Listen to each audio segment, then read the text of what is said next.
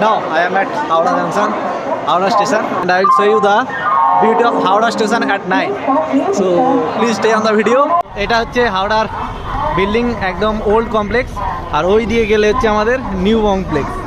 এদিকটা পুরোটাই হচ্ছে ওল্ড। 1 নম্বর 2 নম্বর প্ল্যাটফর্ম এই দিক থেকেই শুরু হয়, আর হাওড়ায় কিন্তু টোটাল 23টা প্ল্যাটফর্ম আছে পুরো ওই দিক পর্যন্ত। আর এটা হচ্ছে দুটো ডিভিশনের জংশন, মানে eastern rail and south eastern রেলের জংশন স্টেশন এই পুরোটা।